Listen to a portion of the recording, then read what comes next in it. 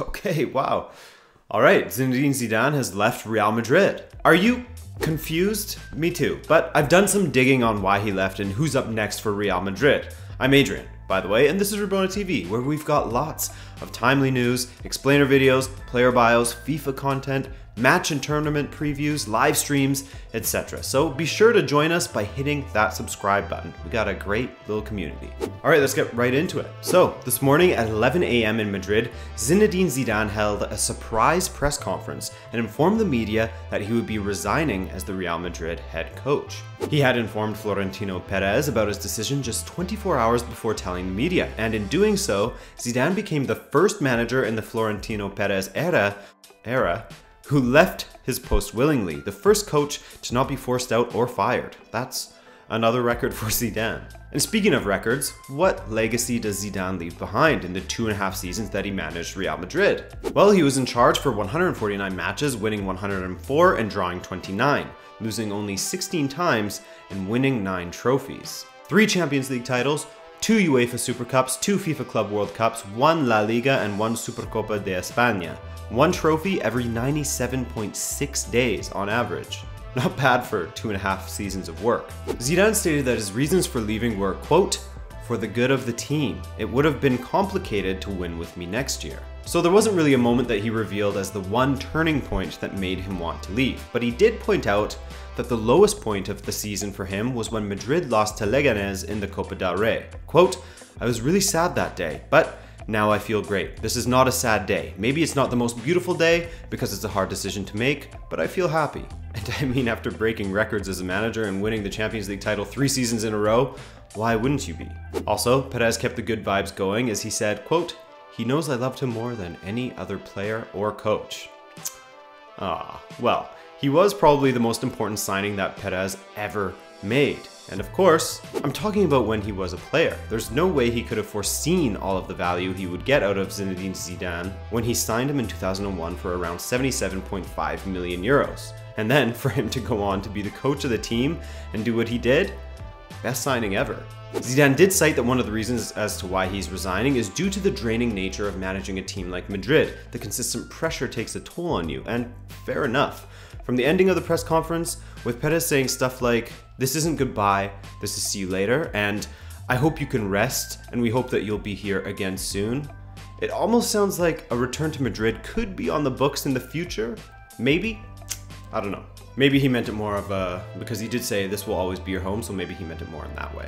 So now, the second biggest question is, will Bale, Ronaldo, and others be staying? If they are to lose their coach and some of their big boys, things could get complicated for this Real Madrid team that isn't exactly young. Ronaldo is 33, Modric 32, Ramos 32, Benzema and Marcelo are 30. I think that this is part of the reason as to why Zidane quit. He knew that the squad needed an overhaul, and that's something that a manager with even more experience should be in charge of, and would be an extremely draining task after he drained every single last drop of value out of that squad. He basically got as much as he could out of them. So imagine having to contend for titles and rebuild the squad. I can kind of understand why he resigned. It would be a blemish on his career, I'm sure. And of course, the biggest question now is who will take over. And keep in mind, these are just names that have come up the most. I don't have insider info. They aren't ranked in any order of most likely to take over or anything like that. Just listing the guys who came up the most and injecting a bit of my opinion in there. Well, the first candidate that comes to everyone's minds is Arsene Wenger, as he has a lot of time on his hands now and has been quoted as saying that he wants to go to a big club with ambition. I've mentioned on a few occasions that I would love to see Wenger take over a Spanish squad, as all of those players with the technical ability that Wenger's playing style demands, that would be extremely exciting to watch. As of right now, Wenger is the top candidate given his reputation and the fact that he's available. Plus, as I highlighted earlier, Real Madrid is aging a bit, and Wenger is known for giving youth a chance and could really get the best out of youngsters such as Kovacic and Asensio. Well, relative youngsters in comparison to the starters. Now, some of the papers are also looking to Mauricio Pochettino. However, I don't know if that really makes sense. Certainly he will be battling his own ambitions to go to Real Madrid, given his time spent in Spain and the fact that South American players and managers are sort of drawn towards Los Blancos.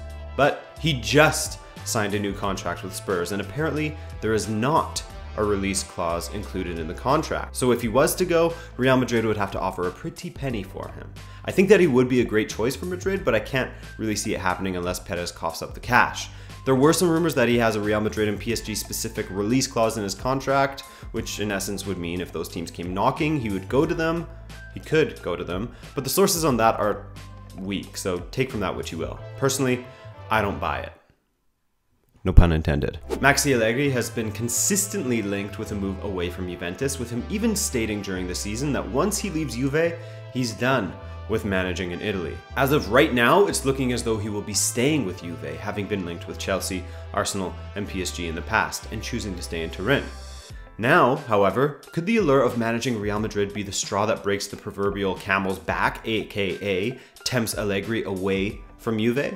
It's really hard to say. When you have a team like Real Madrid coming for these managers, it changes things. Maurizio Sarri, another Italian, is available after getting gazumped by De Laurentiis, who brought in Carlo Ancelotti. Sarri has been heavily linked with Chelsea, who are apparently close to finalizing a deal to bring him to London, but again, if Sarri received a phone call from Florentino Perez, what would his answer be? His playing style would be exciting to see at Madrid, with the intricate passing and movement that propelled Napoli to the top of the Serie A table, as well as to the top of the most entertaining teams to watch table for a while, until they hit some bad form in March, April, and things sort of fell apart for them. Here's one that I would actually be really interested in seeing: Real Madrid managed by Antonio Conte. With what he has achieved in the past with Italy, Juve, and Chelsea, I think that his tactics would maybe fit well with this Madrid side, especially if we look at how he had Chelsea playing in his first season there. Yes, they played with 3 at the back, and Madrid pretty much only ever play with 4, but if Conte could adapt his tactics to Madrid with all of the fire and passion he has, I think that would be an extremely interesting prospect. Now, the question is, would Conte want to go to Spain? It's no secret that during his time in London, he has missed Italy greatly, even going as far as to import Italian foods for him to feel more at home. So I still lean towards Conte managing in Italy over Spain, but again, the allure of managing Real Madrid can have an interesting effect on people, I am sure. A lot of these guys have ambitions to win the Champions League. That's like the ultimate for any manager. And with Real Madrid's pedigree in the competition, it could be enough to get some of these guys to change their minds. Anyways, another name that has been tossed around is Jose Maria Guti, the Madrid legend, who's currently the coach of Real Madrid's youth squad, where he has had the post since 2013. In fact, he's done quite well with the youth teams, and clearly he knows the club like the back of his hand, considering he's been with them since he was 10 and he's 41 now. Granted, he went away for a season to play with Besiktas, I know.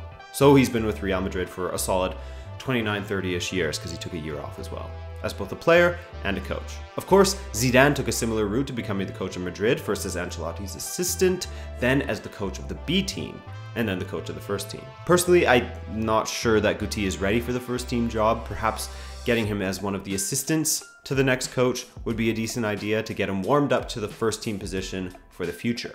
And here are a couple of quick ones that have been thrown around as well. Jorge Jesus has been mentioned, surprisingly, as it's looking likely that he will be leaving Sporting. I'm not sure that he is proven enough or has the pedigree that Madrid are looking for, but me personally, as a Benfica fan, I would be interested.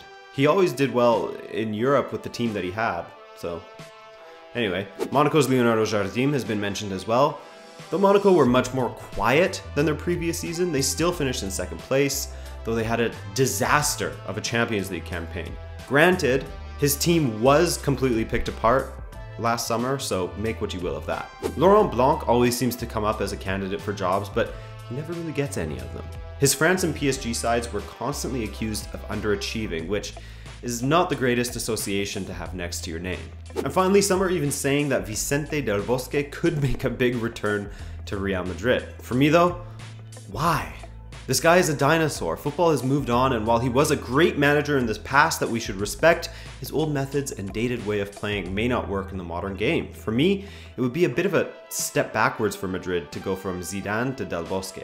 So yeah, that's where the situation stands right now. Who do you think will be taking over as the Madrid manager? Who would you choose if you were Perez, given the managers that could be available and the players currently at the club?